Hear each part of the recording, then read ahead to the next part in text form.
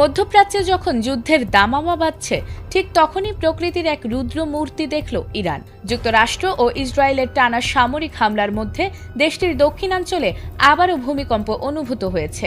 একদিকে আকাশপথে হামলার তর্জন গর্জন, অন্যদিকে মাটির নিচ থেকে ধেয়ে আসা এক শক্তিশালী কম্পন।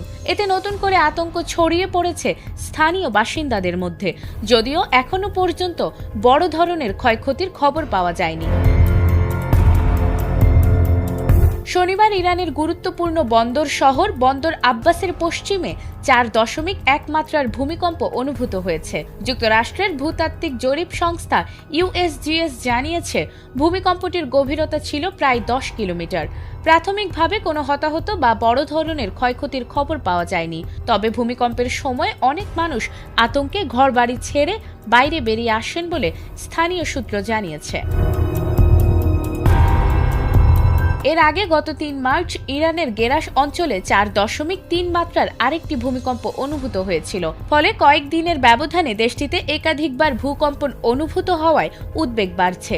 এদিকে ভূমিকম্পের এই ঘটনাটি ঘটল এমন এক সময় যখন ইরানের বিরুদ্ধে ইসরায়েল ও যুক্তরাষ্ট্রের যৌথ সামরিক অভিযান দ্বিতীয় সপ্তাহে প্রবেশ করেছে। টানা হামলা, বিস্ফোরণ ও সামরিক উত্তেজনায় ইতোমধ্যে অস্থির হয়ে উঠেছে পুরো মধ্যপ্রাচ্য।